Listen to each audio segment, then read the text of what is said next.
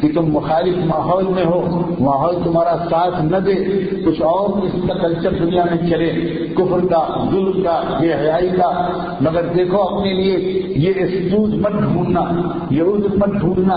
کیا کریں کہ ماحول خراب ہے، کیا کریں کہ سوسائٹی خراب ہے، ہم رہ رہے ہیں ایسے ملک میں، ہم رہ رہے ہیں ایسے گھر میں، ہم رہ رہے ہیں ایسی سوسائٹی میں، ہم رہ رہے ہیں ایسے زمانے میں جس میں عام طور پر لوگ بگڑے ہوئے ہیں، تو ہم کہاں سے سدھر جائیں؟ یہ عذر اگر کسی کے لیے تھا تو فرعون کی بیوی کے لیے تھا، لیکن اس نے اپنے لیے یہ عذر نہیں تلاش کیا۔ اور اس طرح میں سمجھتا ہوں، میرا خیال ہے اللہ نے دنیا بھر میں یہ پروپیگنڈا جو عورت کے خلاف کیا گیا تھا کبھی کہ عورت کا اپنا کوئی سلیکشن نہیں ہوتا، اس کا اپنا چوائس نہیں ہوتا، وہ تو بیچاری جس ماحول میں ڈال دو اس ماحول کی نقل کرتی ہے۔ اللہ نے اس الزام کو اٹھا لیا ہے عورت پر سے قیامت تک کے لیے۔ دنیا میں کوئی عورت اب یہ نہیں کہہ سکتی کہ میرا ماحول خراب ہے میں مجبور ہوں۔ اس عورت کو یاد دلانے والے یاد دلائیں گے کہ فرعون سے زیادہ ظالم شوہر تمہارا نہیں ہو سکتا، اور اس ماحول سے زیادہ بگڑا ہوا ماحول تمہارا نہیں ہو سکتا۔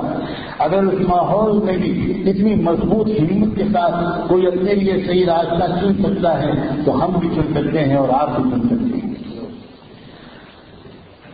اللہ تعالیٰ نے ایک دعا ریکارڈ کی، اور دعا کے آئینے میں، دعا کے پردے میں، دعا کی آڑ میں وہ ہمت، وہ ایمان، وہ ارادہ، وہ سب کچھ بیان کر دیا کہ یہ مت کہنا کہ تم میں سے کوئی کمزور ہے، تم میں سے کسی کو ہم نے کمزور پیدا کیا ہے، بس مسئلہ ہے تمہارے ایمان کا۔ تمہیں اس بات کا یقین ہے کہ نہیں کہ مرنے کے بعد جنت اور جہنم ہے؟ اگر مرنے کے بعد پر یقین ہے کہ جنت ہے جہنم ہے تو دنیا میں سب کچھ آسان ہے، اور اگر یہ یقین نہیں ہے اور اس کی فکر نہیں ہے اور صرف دنیا ہی کی زندگی کی فکر ہے تو بہنوں اور بھائیوں کسی ایک حکم پر بھی جمنا مشکل ہے، بلکہ عام نارمل حالات میں بھی اللہ کے حکموں پر چلنا آسان نہیں ہے۔ عشاء کی نماز پڑھنا مشکل، فجر کی نماز پڑھنا مشکل۔ صحابہ کرام میں مشہور تھا کہ جو عشاء اور فجر میں ناغے کرتا تھا ہم جان لیتے تھے کہ وہ منافق ہے۔